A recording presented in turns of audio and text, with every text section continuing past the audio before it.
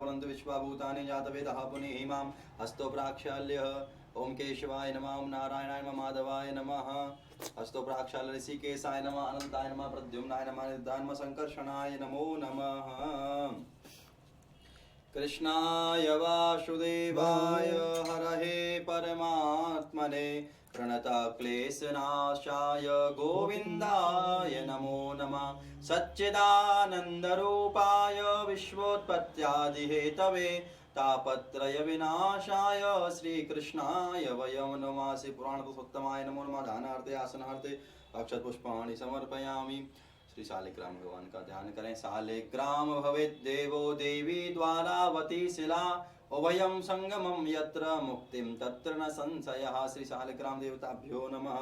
भगवान गुरु जी का ध्यान करें। गुरुर्ब्रह्मा गुरुर्विष्णु गुरुर्देवो महेश्वरा गुरुर्साक्षात् परब्रह्मा तस्मै श्री गुरवे नमः। श्री परात्पर गुरुभ्यो नमः। अस्मद्गुरुभ्यो नमः। श्री गुरु चरण कमलेभ्यो नमः। ध्यानार्थे आसनार्थे पुष्पं समर्पयामि। तुलसी देवी का ध्यान करें। मल्ली भवामौलितले गले च मालां विशालां तुलसीदलेन सापुष्कराणां सुमनोवराणां मनोहराणां समर्पयामि। तुलसी देव्यै नमः। ध्यानार्थे आसनार्थे पुष्पाणि समर्पयामि। ओम कस्तूरी तिलकं ललाटपटले वक्षस्थले कौस्तुभं नासाग्रे वरमुक्तिकं करतले वेणुकरे कंकणं सर्वांगे हरिचन्दनं सुललितं कंठे च मुक्तावली गोपास्त्री वरवेष्टितो विजयते गोपालचूडामणिः। माल्यादीनि सुगन्धीनि मालित्यादीनि वै प्रभो मया हृतानि पुष्पाणि पूजार्थं प्रतिगृह्यतां।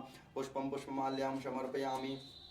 नैवेद्यं निवेदयामि। हरिः ओं मानाभ्या आशीदन्तर्शकुं शीष्णोर्यवहौ क्षमवर्तता पृथिव्यां भूमिदचाः सोतर तथा लोकान् अकल्पयन्। नैवेद्यं निवेदयामि। पंच आचमनजलं सम्प्राणाय स्वापानाय स्वाव्यानाय स्वसमानाय स्वदानाय स्व मध्ये मधुतरापुष्टं जलं समर्पयामि। व्यासाय व्यासरूपाय व्यासरूपाय विष्णवे नमो वै ब्रह्मनिधये वासिष्ठाय नमो नमः। सुकरूप प्रबोधज्ञ सर्वशास्त्रविशारदा एतत् कथा प्रकाशेन मद्ज्ञानं विनाशयः।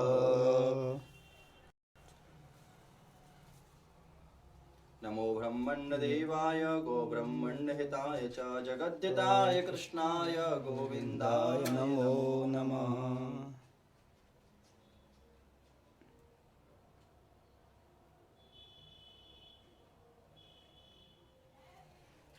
ओम चंद्रमा मनशो जात चक्षुः सूर्यो अजायत श्रोत्राद्वायुष प्राणसमुखादग्निरजायतः।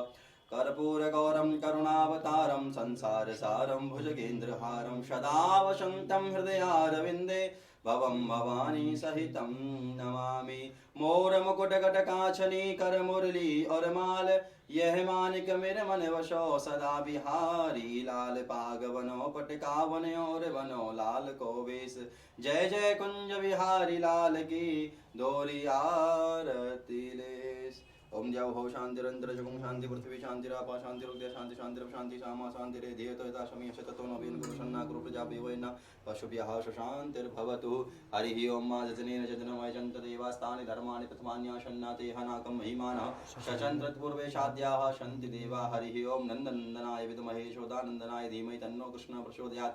हरिः ओम वृषभानुजाय च विद्महे कीर्तिकुमारेश धीमहि तन्नो श्रीराधा प्रचोदयात्।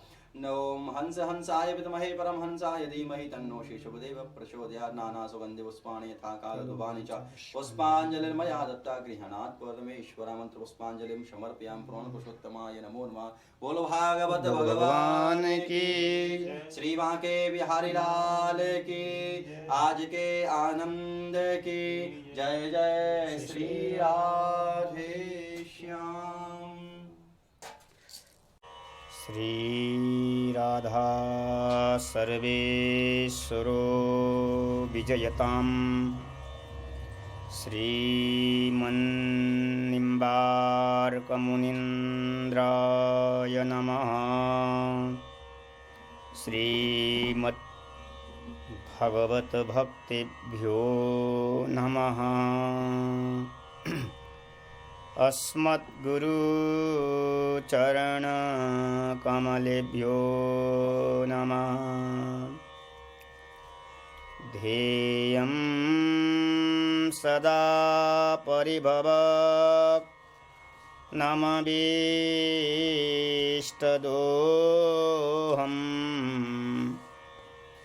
तीर्थास्पदं शिवगिरिं चिनुतं शरण्यं भृत्यार्तिहं प्रणतपालभवाब्धिपोतं वन्दे महापुरुषते चरणारविन्दम्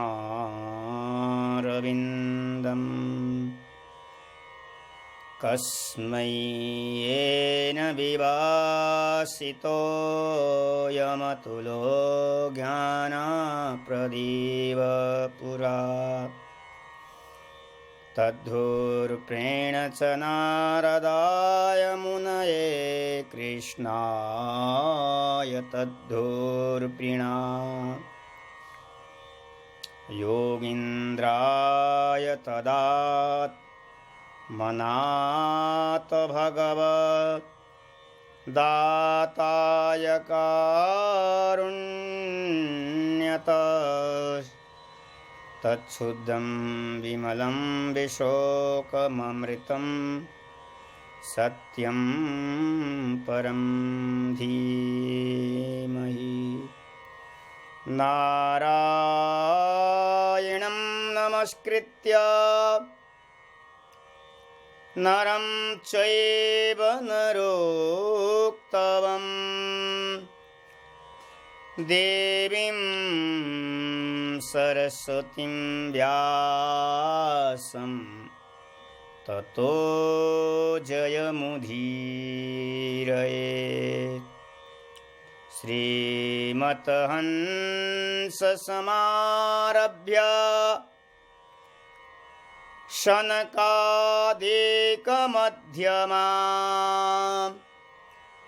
अस्मदाचार्यपर्यन्तां वन्दे गुरुपरम्परां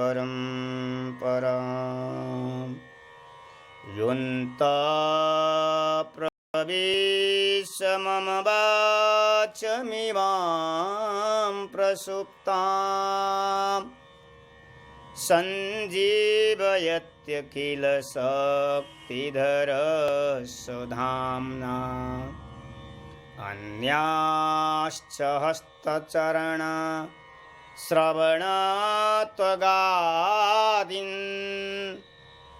प्राणन्नमो भगवते पुरुषाय तुभ्यम् तप्तकाञ्चन गौराङ्गी राधे वृन्दावनेश्वरी वृषभानुसुते देवी प्रणमामि हरिप्रिये वागीशायस्य वदने लक्ष्मी यस्य च वक्षसि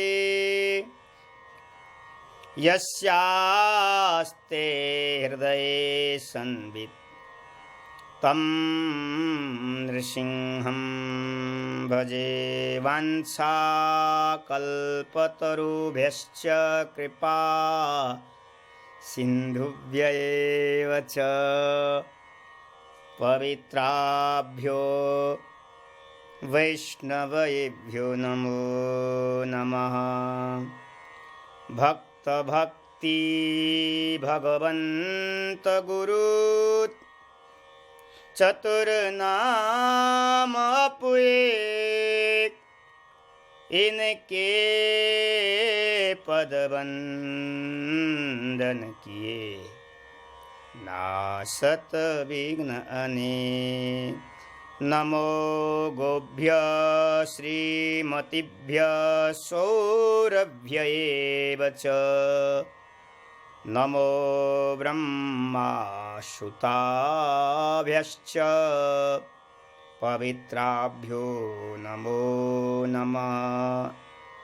यया सर्वमिदं व्याप्तं जगत् स्थावरजङ्गमम् तां धेनुं शिरसा वन्दे भूतभवस्य मातरम् हरिजू आय विराजिए कथा सुनो इतिहास तुम श्रोता भागवत के तुम मम पदरज आस भवे भवे यथा भक्ति तब पादयोस्तब जायते तथा कुरु स्वदेवेश नाथस्तं नो यतः प्रभु राधा मेरी स्वामिनी मैं राधे को दास जन्म जन्म मोहे दीजियो श्री वृंदावन की बास श्री वृंदावन धाम की जय। श्रीमद् भागवत महापुराण की जय। वेद व्यास जी महाराज की जय। सुखदेव जी महाराज की जय। परीक्षित जी महाराज की जय। श्री राधा रानी की जय। श्री गिरिराज महाराज की जय। श्री यमुना महारानी की जय। श्री सद्गुरुदेव भगवान की जय। श्री वृंदावन धाम की जय। गौ माता की जय। सर्वसंत भगवान की जय। समस्त वैष्णवों की जय। समस्त विप्रों की जय। जय जय श्री राधे जय जय श्री राधे जय जय श्री राधे श्याम। परम मंगलमय परात्पर अखिलेश्वर करुणालय भक्तवांछा कल्पतरु राधा सर्वेश्वर भगवान एवं ठाकुर श्री बाके बिहारी जी महाराज सद्गुरुदेव भगवान की अनुपम कृपा से श्रीधाम वृंदावन में विराजमान होकर के 11 दिवस पर्यंत भगवत चर्चा करने का सौभाग्य हम सबको प्राप्त हो रहा है। इस घनघोर कली काल में भी कोरोना जैसे महामारी में भी हम भगवान की सुंदर सुंदर चरित्रों का श्रवण करने का वर्णन करने का सौभाग्य हम सबको प्राप्त हो रहा है। ठाकुर बिहारी जी महाराज की अनुपम कृपा, क्योंकि ठाकुर जी की कृपा से ही भागवत श्रवण करना, भागवत सुनने का सौभाग्य हम सबको प्राप्त हो रहा है। जन्मांतरे भवेत पुण्यम तदा भागवतम लवेत। एक जन्मों का नहीं महाराज, अनेक जन्म का जब भाग्य एकत्रित होता है तो ठाकुर बिहारी जी सद्गुरुदेव भगवान यही कृपा करते हैं कि बैठो वृंदावन में विराजमान होकर के 11 दिवस तक भगवत चर्चाओं का श्रवण करो, भगवत वर्णन करो। क्योंकि ये वाणी भगवान ने इसलिए दिया है, एकांत लाभम बचसो न पुंसाम।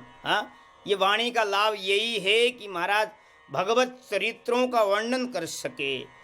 और कान भगवान ने हमें श्रवण करने का दिया है। हाथ भगवान की सेवा करने के लिए भगवान ने समर्पित किया हमारे ऊपर, और पैर भगवान का परिक्रमा करने का भगवान ने दिया है।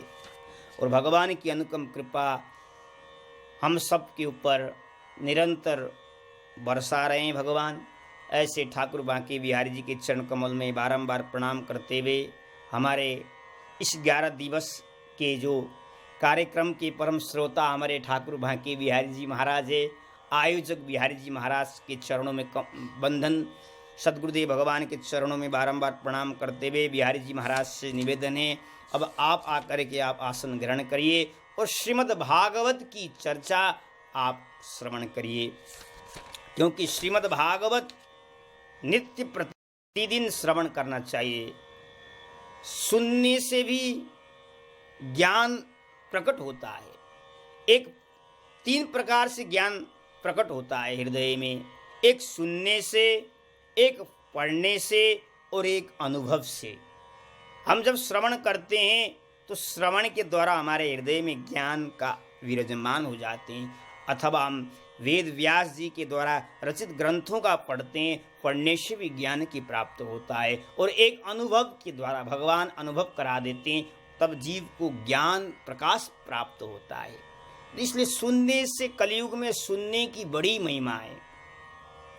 यहाँ स्वयं सूत जी महाराज कहते हैं कि मैंने अपने गुरुदेव सुखदेव जी महाराज के पास बैठ करके शुक्रताल में भागवत का श्रवण किया था।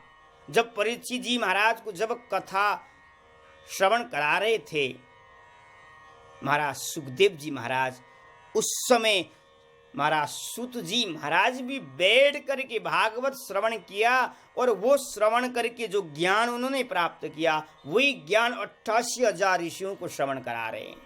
क्योंकि यहाँ शौनकादिक ऋषि ने पूछा है कि आपके गुरुदेव कौन हैं, आपने कहाँ से भागवत प्राप्त हुआ, तो यही बात सूत जी महाराज कहते हैं, मेरे गुरुदेव तो महाराज सुखदेव जी हैं।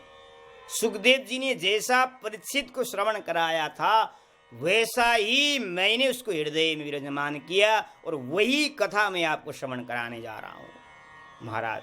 तो कहने का तात्पर्य है, जब श्रवण करके भी ज्ञान को हम प्राप्त कर सकते हैं, श्रवण के द्वारा भी ज्ञान हृदय में विराजमान हो सकते हैं। इसलिए सुनने की बड़ी महिमा है। इस कलयुग में श्रवण भक्ति से बढ़कर मुझे लगता है कोई साधन नहीं है।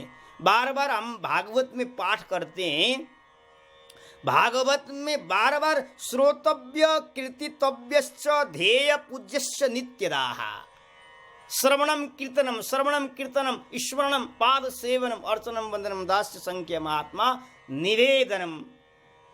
और कहते हैं कि श्रोतव्य कीर्तितव्य स्मर्तव्य चेक्षता भयम। हर स्कंद में, हर अध्याय में महाराज परीक्षित जी को सुखदेव जी महाराज कह रहे हैं कि सुनो। यही जब महाराज सूत जी भी यही बात वर्णन कर रहे हैं कि श्रवण करो। विदुर जी जब श्रवण कर रहे हैं कहाँ, हरिद्वार में, तो वहाँ मैत्रेय जी महामुनि भी कह रहे हैं कि श्रवण करो। यहाँ सनकादिक वर्णन कर रहे हैं, देवर्षि नारद जी को भक्ति महारानी के हृदय को दूर करने के लिए वहाँ भी श्रवण करो। तो कहने का तात्पर्य यही है, श्रवण भक्ति से बढ़कर कोई मुझे लगता है साधन नहीं है, क्योंकि श्रवण करने में सरलता है, श्रवण में कोई परिश्रम नहीं है। आराम से बैठिए और भगवत कथाओं को श्रवण करिए, और वो कथाओं को हृदय में विराजमान करके चिंतन करते हुए, मनन करते हुए भगवत स्मरण करिए। इसलिए श्रोतव्य महाराज, जो निरंतर भगवत चिंतन, भगवत कथा का श्रवण करता है, भगवान का ध्यान करता है, भगवान की आराधना करता है, अवश्य वो श्री कृष्ण की प्रेम को प्राप्त करता है। क्योंकि ये संसार बड़ा विस्तार है, कर्मों की गांठ बड़ी कठिन है महाराज। इस संसार में कर्मों की गांठ को काटना बड़ा कठिन है, लेकिन जो भगवत महापुरुष है, जो भगवान के नाम रूप लीला कथाओं में लगे हुए हैं, वो तो महाराज भगवत कथा के तलवार से उस गांठ को अनायास ही काट डालते हैं महाराज। क्योंकि कर्म को गांठ बड़ा कठिन है। कर्म की गांठ को काटना चाहते हो तो महाराज भागवत कथा के माध्यम से कर्म रूपी गांठ को काटा जा सकता है, और दूसरा कोई साधन नहीं है, एक ही साधन है। मैं बार बार वही बात वर्णन करता हूँ, एकम शास्त्रम मुक्तिदानेन गर्जति। इस कलियुग में महाराज एक ही शास्त्र है जो मुक्ति महारानी भी गर्जना करती है, वो कहती है कि मुझको अपनाओ, तुमने भागवत श्रवण किया है, मैं तुम्हारे पास आ रहा हूं। तो ये भागवत की महिमा का वर्णन कहाँ तक वर्णन किया जाए। कहते हैं कि शृण्वताम सकथाम कृष्ण पुण्य श्रवण कीर्तन हृद्यन्तस्तो अभद्राणि विधुनोति सुहृत्सताम। कहते हैं जो भगवान के स्वरूप, भगवान का गुण, जो लीला नाम धाम का जो श्रवण करता है अत्यंत पवित्र है, और वो जैसे ही कथा का श्रवण करता है उसके हृदय में आकर के हरि विराजमान हो जाते हैं। हृद्यन्तस्तो अभद्राणि विधुनोति सुहृत्सताम। जैसे हम भगवत श्रवण करते हैं, जैसे हम भगवत गुणों को, महिमा का वर्णन करते हैं, उसी समय हमारे हृदय में महाराज भगवान हरि आकर के विराजमान हो जाते हैं। और जैसे हरि हृदय में आकर के विराजमान हो जाएंगे तो विधुनोति सुहृत्सताम। महाराज जैसे हरि हृदय में आकर के विराजमान हो गए उस समय हमारा जो पाप है वो नाश हो जाते हैं, जो अशुभ हैं वो नष्ट हो जाते हैं। इसलिए श्रीमद् भागवत निरंतर प्रतिदिन श्रवण करना चाहिए। यहाँ तक सूत जी महाराज वर्णन करते हैं, नष्ट प्रायेषु भद्रेषु नित्यं भागवत सेवया भगवत्युत्तम श्लोके भक्तिर्भवति नैष्ठिकी। शुद्ध जी महाराज वर्णन करते हैं कि नित्य ही भागवतम सेवया, भागवत का नित्य सेवन करना चाहिए, भागवत का नित्य वाचन करना चाहिए। थोड़ा थोड़ा नित्य श्रवण करे, मनन करे, चिंतन करे, और उससे क्या मिलेगा? नष्ट प्रायेषु भद्रेषु, हमारे जीवन में जो अशुभ वासनाएं, जो शुभ वासनाएं, वो नष्ट हो जाएगा। और जिस दिन शुभ अशुभ नष्ट हो जाएंगे उस समय भगवत उत्तम श्लोके भक्तिर्भवति नैष्ठिकी, उसी समय महाराज हमारे हृदय में भक्ति महारानी, भगवान का प्रेम हृदय में आकर के विराजमान हो जाएंगे। और जिस दिन भक्ति महारानी आ गई, भगवान का प्रेम आ गया, उस समय भगवान भी अपने लोक को छोड़ करके सकल भुवन मध्य निर्धनास्ते भी धन्या। महाराज भगवान भी अपने लोक को छोड़ करके निवसति हृदय रेशा भक्तिरेव भक्ति सूत्र पनोद्दाह। महाराज भगवान भी हृदय में आकर के विराजमान हो जाते हैं। तो नित्य ही सेवन करना चाहिए। नित्य सेवन करने से हमारे हृदय में जो पाप है वो नष्ट हो जाता है। जब शुभ अशुभ जिस दिन नष्ट हो जाएंगे उस समय भगवान की प्रेम की प्राप्ति होगी। उस समय भगवान की भक्ति महारानी हृदय में आकर के विराजमान हो जाएगी। जब तक शुभ अशुभ रहेंगे तब तक भगवान की प्रेम प्राप्ति नहीं होगा, तब तक हमारा भक्ति मारे हृदय में विराजमान नहीं होगी। इसलिए नित्य ही भागवत का सेवन करना चाहिए, नित्य ही भागवत का वाचन श्रवण करना चाहिए। यह बात सूत जी महाराज स्वयं भागवत में वर्णन कर रहे हैं। और कल के प्रसंग में हम अब चलते हैं। कल महाराज 6 प्रश्न पूछा गया था और 6 प्रश्न ही आपने कल श्रवण किया। 6 प्रश्न के द्वारा ही श्रीमद् भागवत का विस्तार रूप में व्याख्या हुआ है।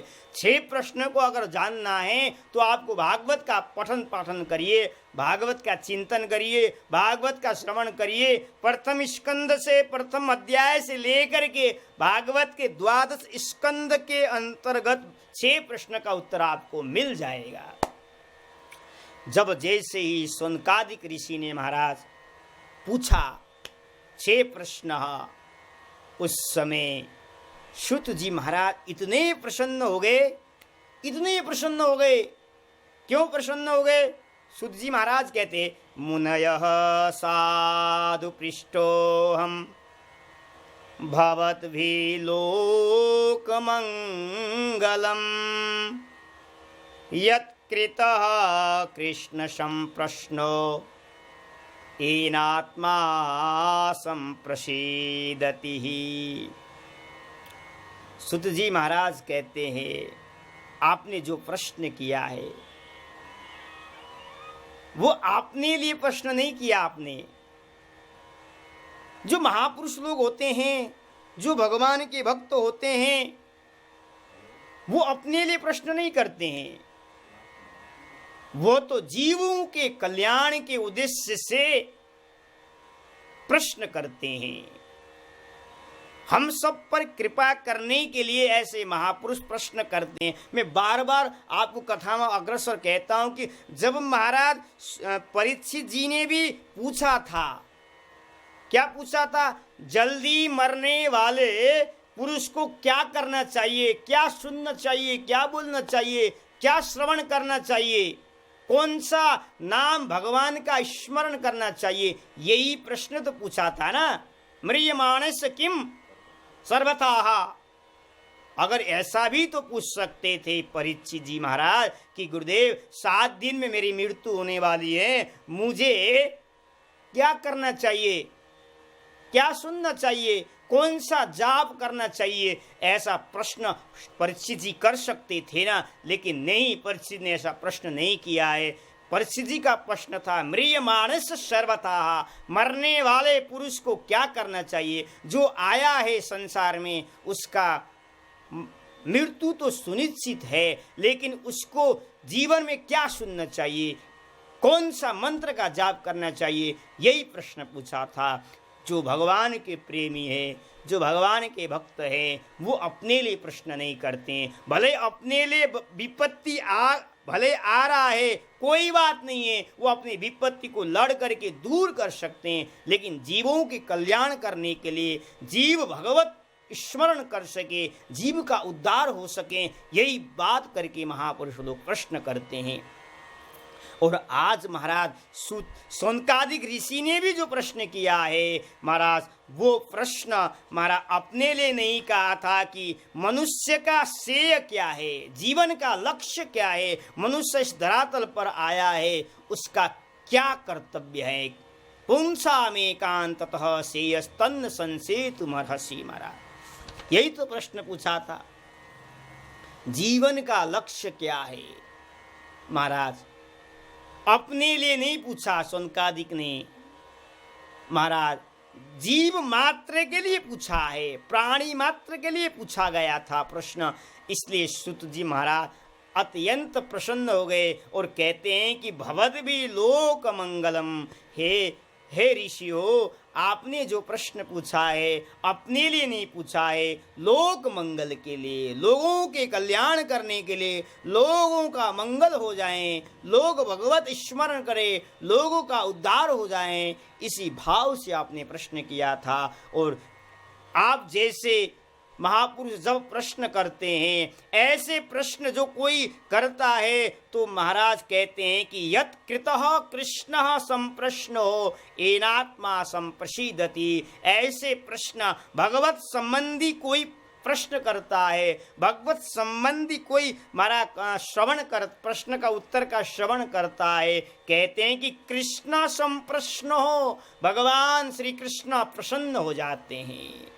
तो महाराज आज सुत जी महाराज कहते हैं मैं आपके प्रश्न का उत्तर अवश्य दूंगा, लेकिन पहले उत्तर देने से पहले मैं अपने गुरुदेव का स्मरण करता हूँ।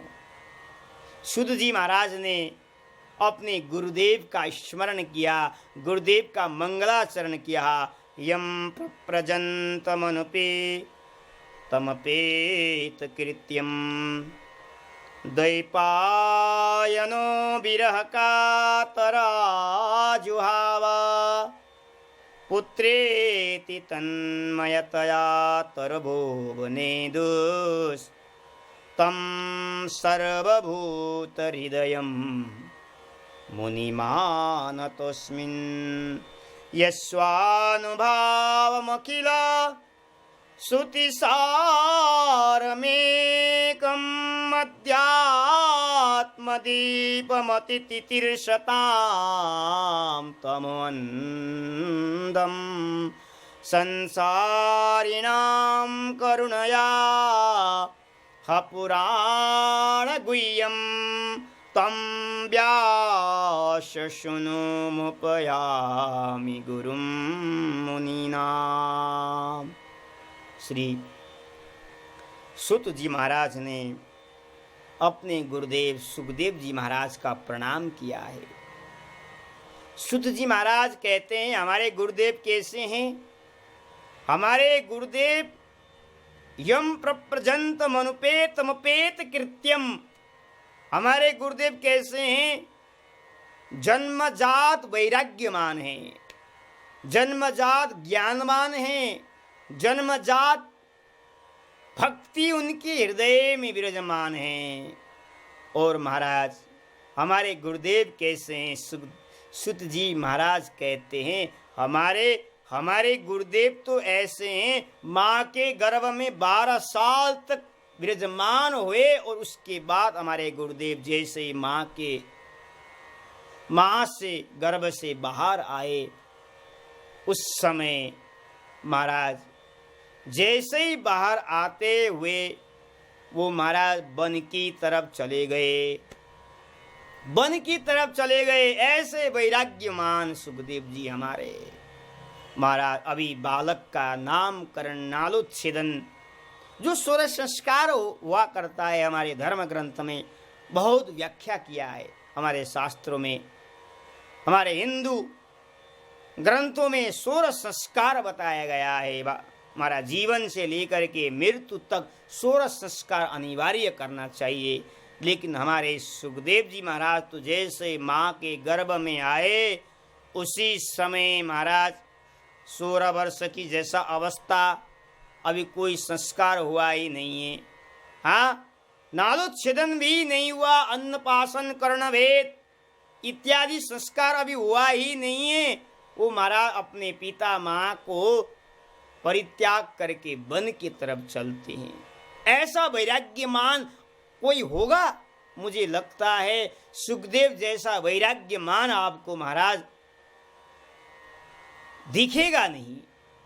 सुखदेव जी वैराग्यमान हैं। वैराग्य देखना है तो सुखदेव जी को, वैराग्य को देखो महाराज। एक बार घर को परित्याग करने के पश्चात दोबारा घर को मोड़ करके वो आए तक नहीं है। बड़े वैराग्यमान हैं हमारे गुरुदेव। ऐसे हैं, सूत जी महाराज कहते हैं, जैसे हमारे गुरुदेव महाराज माँ के गर्भ से बाहर आकर के जंगल के तरफ चले गए, उस समय वेदव्यास जी महाराज व्याकुल होकर के अपने पुत्र को बुला रहे हैं। द्वैपायनो विरह का तर आजुहाव।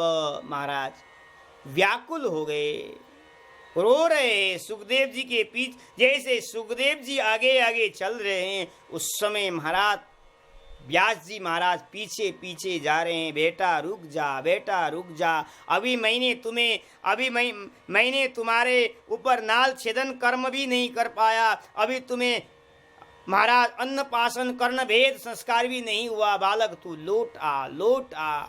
लेकिन सुखदेव जी वैराग्यमान हैं, सुखदेव जी ज्ञानवान हैं, सुखदेव जी भक्तिमान हैं। लेकिन सुखदेव जी ने कोई सुनाई नहीं पड़ा, सुखदेव जी ने एक शब्द भी नहीं महाराज बोले। बाप पीछे पीछे, बेटा आगे आगे। बार बार व्यास जी महाराज कहते हैं कि बेटा रुक जा, रुक जा, घर को आ, घर को आ। लेकिन महाराज सुखदेव जी को कोई फर्क नहीं है। लेकिन जैसे सुखदेव जी महाराज आगे बढ़े, उस समय वेदव्यास जी पीछे पीछे पुकारते हुए जा रहे थे, पुत्र सुकह, ऐसा कहते कहते जा रहे थे। उस समय उनके पिता के वचनों को उत्तर महाराज सुखदेव जी ने तो नहीं दिया, लेकिन सुखदेव के रूप में वृक्ष ने उत्तर दिया। तरव अभिनेदु उत्तरम ददु पुत्रेति तन्मया तया तरवो अभिनेदु। वृक्षों ने उत्तर दिया है कि महाराज वृक्ष कहना चाहता है, वेद व्यास जी महाराज आप अपने पुत्र के लिए जो पुकार रहे हो, पुत्र को आप बुला रहे हो, वो पुत्र आने वाला नहीं है, वो पुत्र वैराग्यमान है, वो पुत्र भगवान की खोज में निकल चुका है, वो आत्मा के खोज में निकल चुका है, वो आने वाला नहीं है। यहाँ वृक्षों ने उत्तर दिया है सुखदेव जी महाराज के रूप में। क्यों? क्योंकि वृक्ष का जो आत्मा है वो भी तो परमात्मा है, सुखदेव जी की जो आत्मा है वो भी तो परमात्मा है, इसलिए महाराज वृक्षों ने उत्तर दिया है। उस समय जैसे वृक्षों ने उत्तर दिया, तब महाराज व्यास जी महाराज वहाँ से चल पड़े, तब घर में आए। ऐसे वैराग्यमान हैं हमारे गुरुदेव सुत जी महाराज वर्णन करते हैं। महाराज व्यास जी महाराज ने घोर तपस्या किया था, श्री कृष्ण प्रभु की आराधना किया था, कि प्रभु को कहा था कि कृष्ण प्रेम को व भगवत भक्ति को प्रचार कर सके, ऐसा मुझे पुत्र चाहिए। तब भगवान की कृपा से वेद व्यास जी महाराज को ऊपर भगवान ने सुखदेव जैसा पुत्र दिया है। लेकिन सुखदेव जी गर्भ में ही थे उस समय। महाराज व्यास जी महाराज कहते थे कि बेटा तुम बाहर आ जाओ। लेकिन सुखदेव जी ने उत्तर दिया कि महाराज मैं जब बाहर आऊँगा तो मुझे माया व्याप्त करेगी, इसलिए मैं बाहर नहीं आऊँगा। जब भगवान आश्वासन देंगे तब मैं बाहर आऊँगा। और स्वयं मेरे प्रभु नारायण आकर के सुखदेव जी को गर्भ में ही भगवान ने बोध कराया था कि तुम बाहर चले जाओ, तुम्हें माया व्याप्त नहीं करेगी। ऐसे हमारे गुरुदेव हैं सुखदेव जी महाराज, सुत जी महाराज कहते हैं। और ऐसे सुखदेव जी महाराज ने, ऐसे गुरुदेव ने हमारे ऊपर कृपा करने के लिए संसारी नाम करुणाया पुराण गुह्यम, संसारी जीवों पर कृपा करने के लिए श्रीमद् भागवत जैसा महापुराण की कथाओं को उन्होंने वर्णन किया है। ऐसे गुरुदेव भगवान के चरणों में बारंबार प्रणाम करते हुए सुत जी महाराज कहते हैं। उसके पश्चात महाराज सुत जी महाराज ने अपने इष्ट का भी बंधन किया है। नारायणं नमस्कृत्य नरं चैव नरोत्तमं देवीं सरस्वतीं व्यासं ततो जयमुदीरयेत्। 2 श्लोक में सुखदेव जी महाराज का वर्णन, अपने गुरुदेव का उन्होंने मंगलाचरण किया है। 2 श्लोक में अपने गुरु का वंदन किया है। और तीसरे श्लोक में यहाँ भगवान नारायण को प्रणाम किया है। जो नरों में उत्तम हैं वैसे नर नारायण भगवान का प्रणाम किया। उसके पश्चात महाराज यहाँ व्यास जी का भी प्रणाम किया है। और उसके पश्चात यहाँ भगवान श्री कृष्ण के साथ साथ श्री देवीं सरस्वतीं व्यासम ततो जयमुदीरयेत् शब्द का प्रयोग किया है। व्याससुत जी महाराज कहते हैं उन देवी को मैं प्रणाम करता हूँ। कौन से देवी महाराज? देवीं कृष्णमयीं पोक्ता राधिका परदेवता। यहाँ वो देवी को प्रणाम किया है। कौन देवी? श्री राधा रानी को प्रणाम किया है, इसलिए देवी शब्द का प्रयोग किया है। देवी श्री कृष्ण को प्रणाम तो किया ही किया है, और श्री कृष्ण की अधिष्ठात्री आराधनी शक्ति श्री देवी श्री राधा रानी को भी प्रणाम किया। उसके पश्चात सरस्वती शब्द का प्रयोग किया है। सरस्वती महारानी का भी उन्होंने प्रणाम करके तब कहते हैं कि भागवत भगवान का प्रणाम किया और भागवत का जय जयकार किया है। सुत जी महाराज ने बोले भागवत भगवान की जय। मैं बार बार आपको वर्णन वही दोहरा रहा हूँ कि ये जो श्लोक है, नारायणं नमस्कृत्य नरं चैव नरोत्तमं देवीं सरस्वतीं व्यासं ततो जयमुदीरयेत्। बार बार ये सत्र पुराणों में बार बार ये श्लोक आया हुआ है। बार बार श्लोकों का व्यास जी ने वर्णन किया है, बार बार भागवत की गर्जना किया है। इसलिए हमें भी भागवत पुराण की गर्जना करना चाहिए, भागवत का उच्चारण करना चाहिए। अब महाराज श्री महाराज अब कहते हैं कि सूत जी महाराज कहते हैं, मंगलाचरण करने के पश्चात, मंगलाचरण इसलिए किया कि हम कथा सुनाने के लिए बैठे हुए हैं, इसलिए हमारे जीवन में मंगल हो जाएं, भगवान की कृपा हमारे ऊपर बना रहें, सद्गुरुदेव भगवान की कृपा बना रहें, इसलिए अपने गुरुदेव का, अपने इष्ट का उन्होंने मंगलाचरण किया है। क्योंकि मंगलाचरण करने के बाद ही अब सूत जी महाराज वर्णन करते हैं कि देखो, यथाधीतम यथा मति, जैसे मैंने अपने गुरुदेव से सुना वैसा ही कथा मैं आपको श्रवण कराने जा रहा हूँ। यहाँ नर नारायण की कृपा से, व्यास जी महाराज की कृपा से, सुखदेव जी महाराज की कृपा से, राधा रानी की कृपा से, सरस्वती महारानी की कृपा, भागवत भगवान की कृपा से जो मुझे प्राप्त हुआ है वो वही प्रसाद मैं आपको बांटूंगा, सूत जी महाराज वर्णन कर रहे हैं। और महाराज सूत जी महाराज कहते हैं, आपने जो प्रश्न किया है वो प्रश्न अद्भुत प्रश्न है। जीव का कल्याण कैसे हो? क्योंकि जीव प्राय इस कलयुग में घोर अंधकार में पड़ा हुआ है। मंदा सुमंद मतयो मंद भाग्या विपत्रुता, क्योंकि जीव का भाग्य ही मंद हो गया है, जीव का कर्म भी मंद हो गया है, जीव आलसी हो गया, आलस्य हो गए, जीव को कर्म करने में रुचि है ही नहीं। ऐसे जीव का कल्याण कैसे हो? यही तो प्रश्न पूछा था महाराज। सूत जी महाराज कहते हैं, ऐसे जीव का भी उद्धार हो सकता है, ऐसे जीव का भी कल्याण हो सकता है। भले उसका भाग्य मंद हो, भले बुद्धि भी मंद हो, कर्म भी मंद हो, लेकिन ऐसे जीव का भी उद्धार हो सकता है। कैसे?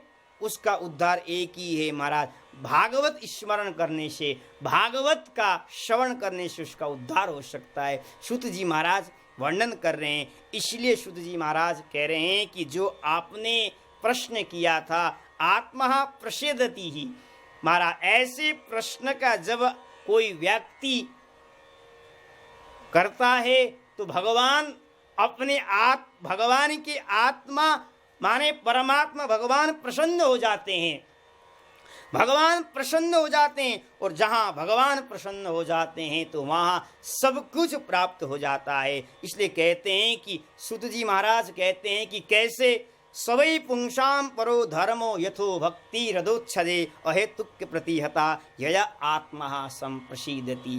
भक्ति के द्वारा ही आत्मा प्रसन्न हो जाती है। आत्मा का प्रसन्न करने का तरीका है भक्ति, जीवन में भक्ति हो। और भक्ति कैसे हो?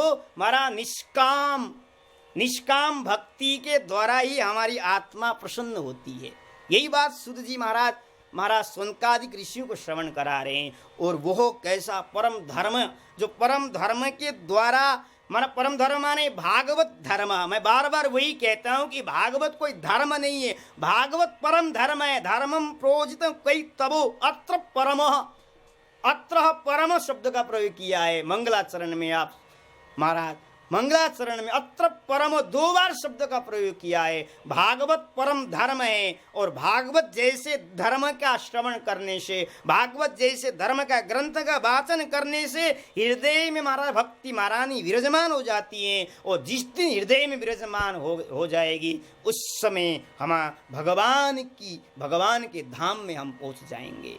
तो इसलिए सभी पुंसाम परो धर्मो, महाराज यतो भक्ति रदुक्षजे। महाराज सभी पुंसाम परो धर्मो, भक्ति कैसी होनी चाहिए? महाराज सूत जी महाराज वर्णन करते हैं, अन्याभिलाषिताम शून्यम। भक्ति कैसे हो?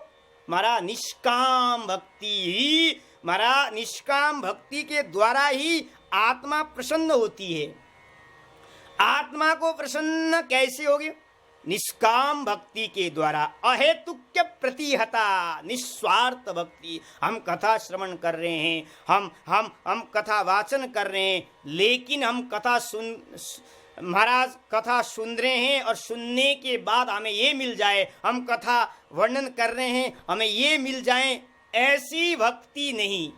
भक्ति निष्काम हो, स्वर्ग चाहिए, मोक्ष चाहिए, बेटा चाहिए, धन वैभव चाहिए, इसलिए हम भक्ति कर रहे हैं, इसलिए भागवत श्रवण कर रहे हैं, इसलिए भागवत पुराण का वाचन कर रहे हैं। इसके बदले क्या चाहते हो? भरत जी महाराज कहते हैं, महाराज इसके बदले भगवान का भजन के बदले भगवान का भजन हम कर रहे हैं, भगवान की कथा श्रवण कर रहे हैं, इसके बदले हमें भगवान का प्रेम चाहिए। साधन भी प्रेम और साध्य भी प्रेम। जब महाराज हमारा लक्ष्य हो जाए, निष्काम भाव से भक्ति करना है, तब हमारे जीवन में महाराज भगवान आकर के विराजमान हो जाएंगे। और जिस दिन महाराज सुत जी महाराज कहते हैं भक्ति करने से क्या मिलेगा, लोग प्रश्न करते हैं, अरे भक्ति करने से क्या मिलेगा? अरे भाई भोजन करने से तुम्हें क्या मिलता है? भोजन करने से हमारा भूख मिट जाता है, क्षुधा की निवृत्ति हो जाती है, हमारा प्यास भी प्यास भी बुझ जाता है। भोजन पानी करने से शरीर में तुष्टि हो जाती है। ऐसे ही महाराज भजन करने से वासुदेव भगवती भक्ति योग प्रयोजति जनयत यासु वैराग्यम ज्ञानम च यद हेतुकम। महाराज भजन करने से लोग बार बार प्रश्न करते हैं, भक्ति करते हैं, महाराज आपको क्या मिलेगा? आप माला जपते हो, क्या मिलेगा महाराज? लोग महाराज प्रश्न करते हैं। जैसे भोजन करते हो, भोजन करने से क्या मिलता है? आपकी क्षुधा की निवृत्ति हो जाती, तुष्टि पुष्टि तीन एक साथ निवृत्त हो जाता है, शरीर पुष्ट हो जाता है। ऐसे ही महाराज भगवान का भजन करने से, माला जपने से जनयत यासु वैराग्यम ज्ञानम च यद हेतुकम। महाराज जैसे हमने भक्ति करना शुरू कर दिया, उस समय वैराग्य ज्ञान भक्ति महाराज हृदय में आकर के विराजमान हो जाएंगी और हमारा आत्मा भी प्रसन्न हो जाएगा, हमारा आत्मा उद्धार हो जाएगा। आत्मा का उद्धार भक्ति के द्वारा ही होता है। आत्मा का उद्धार जब तक आप भजन नहीं करोगे, जब तक महाराज भजन नहीं करोगे, तब तक आप आत्मा प्रसन्न नहीं होगी। महाराज शरीर को अपने ठीक संतुलन करने के लिए हम भोजन करते हैं। ये आत्मा को प्रसन्न करने के लिए कौन से भोजन की जरूरत है? आत्मा को प्रसन्न करने के लिए भोजन भक्ति करना अनिवार्य है। भक्ति के द्वारा ही महाराज सब कुछ मिल जाएगा। और महाराज सुत जी महाराज और कहते हैं, हम धर्म अनुष्ठान करते हैं, जितने भी हम धर्म अनुष्ठान कर रहे हैं, हम 11 दिवस तक कथा कर रहे हैं, 31 दिवस कथा कर रहे हैं, बड़े बड़े परिक्रमा कर रहे हैं, बड़े बड़े आश्रम बना रहे हैं, बड़े बड़े दान कर रहे हैं। क्यों कर रहे हैं? इसलिए कर रहे हैं कि भगवान के चरणों में हमारा प्रेम बना रहे। लेकिन इतने सब कुछ करने के पश्चात भी अगर हमारे जीवन में कुछ नहीं मिला तो रतिम श्रम एव ही केवलम। महाराज वो केवल हमको श्रम कर रहे हैं, हमें कोई परिश्रम हमारा लग रहा है, हमें कुछ नहीं मिलेगा। जैसे यथा स्थूल तुषा बधाती नाम, जैसे हमारा धान कूटोगे तो चावल निकलेगा, लेकिन चावल निकलने के बाद जो भूसा को कूटोगे, बार बार भूसी को कूटोगे, निकलेगा क्या महाराज? कुछ नहीं निकलेगा। ऐसे ही भगवत भक्ति रहित होकर के कोई भी हम धर्म अनुष्ठान करते हैं, कोई भी हम कर्तव्य करते हैं, तो हम भूसी कूटने का काम कर रहे हैं, हम भूसी कूटने का काम कर रहे हैं महाराज। इसलिए कर्म भी ऐसा करो, भूसी कूटने का काम कर रहे हैं महाराज। सभी समस्त साधनों का फल क्या है? सब कर फल हरि भगति सुहाई। सबका फल यही है कि भगवान की भक्ति हो, भगवान के चरणों में अनुराग हो, यही फल होना चाहिए हमारे ऊपर। महाराज जितने भी हम धर्म अनुष्ठान कर रहे हैं कि धर्मम स्वनिश्चित पुंसा विश्वक्षेण कथासु स नोत्पादे रति ही श्रम एव ही केवलम। हम चाहे धर्म अनुष्ठान कर रहे हैं, हम गृहस्थ जीवन में रह रहे हैं, वह संन्यास में रह रहे हैं, अपने धर्म का पालन कर रहे हैं, जहाँ रह रहे हैं क्यों, लेकिन रहने धर्म खूब कर रहे हैं आप, लेकिन धर्म करने के पश्चात भी हमें उस परम तत्व को हमने नहीं जान पाया, हम उस परम पुरुष को हमने जान नहीं पाया, तो हमारा जो कर्म करने का फल, हमारा धर्म करने का फल वो श्रम ही रहा गया, उससे कुछ भी नहीं मिला। तो इसलिए सब कुछ करिए लेकिन एक ही लक्ष्य रखिए, जो भी हम अनुष्ठान करें लेकिन हमारे जीवन में भगवत प्रेम बना रहें, यही हमारा लक्ष्य होना चाहिए। सब कर फल हरि भगति सुहाई, सबका फल क्या है, भक्ति ही चाहिए। भक्ति महारानी हृदय में विराजमान हो जाइए, भगवान के चरणों में प्रेम हो, इसलिए हमें कथा श्रवण करना चाहिए, इसलिए हमें दान भी करना चाहिए, इसलिए हमें बड़े बड़े मठ मंदिर भी बनाना चाहिए। इस समस्त साधनों का फल यही है, भगवान के चरणों में प्रेम बना रहें, यही हमारा लक्ष्य होना चाहिए। और जीवन का लक्ष्य क्या है, हमारा जीवन का ये लक्ष्य नहीं है कि हमने इतने बड़े बड़े काम किया, इतने बड़े मठ मंदिर धर्मशाला बनाया, हाँ हमने जो बनाया है वो किसी ने नहीं बना पाया है, लोग ऐसा सोचते हैं। लेकिन इतने कर्म करने के पश्चात भी अगर उस परम तत्व को आपने जान नहीं पाया तो महाराज आपका जो कर्म करने का फल वो श्रम ही रहेगा। इसलिए जीवन का लक्ष्य एक ही होना चाहिए। ठीक है, आप दान कर रहे हैं, अनुष्ठान कर रहे हैं, बड़े बड़े यज्ञ अनुष्ठान कर रहे हैं, लेकिन जीवन का लक्ष्य एक ही होना चाहिए। जीवस्य तत्व जिज्ञासा यश्चेय नाम कर्म भी। महाराज जीवन का लक्ष्य क्या है, जीवन का लक्ष्य है उस परम पुरुषोत्तम परमात्मा को प्राप्त करना, जीव का लक्ष्य है। जीव का यही लक्ष्य है कि उस पुरुषोत्तम प्रभु को प्राप्त करना जीव का लक्ष्य है। और वो महाराज वो लक्ष्य है यश्चेय कर्म भी ही, हमारा उसका लक्ष्य यही है। और वो क्या है, ब्रह्मोति परमात्मेति भगवान नित्य शब्दते है, यहाँ शब्द का प्रयोग किया है। उस तत्व को प्राप्त करना हमारा लक्ष्य है, हमारा कर्तव्य है। हमारा मनुष्य शरीर हमें मिला हुआ है तो हमें उस परम तत्व को प्राप्त करना हमारा लक्ष्य है। इसलिए वो परम तत्व क्या है, ब्रह्मोति परमात्मेति भगवान नित्य शब्दते, वो परम तत्व वही है। किसी को ब्रह्म कहते हैं, किसी को परमात्मा कहते हैं, कोई भगवान कहकर के उस परमात्मा को पुकारता है। तो भगवान को अलग अलग पुकारने की तरीका है, तत्व तो एक ही है, लेकिन योगी अलग रूप से भगवान का वर्णन करते हैं, ज्ञानी अलग रूप में भगवान का नाम का उच्चारण करते हैं, और भगवान के भक्त अलग नाम से पुकारते हैं।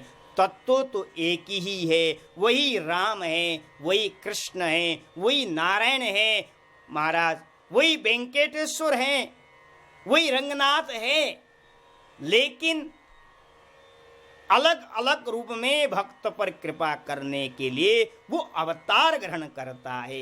यही बात सुखदेव सुत जी महाराज शौनकादिक ऋषियों को वर्णन करते हैं। वही परम तत्व जब वृंदावन में प्रकट होता है तो बांके बिहारी जी को नाम से जाना जाता है।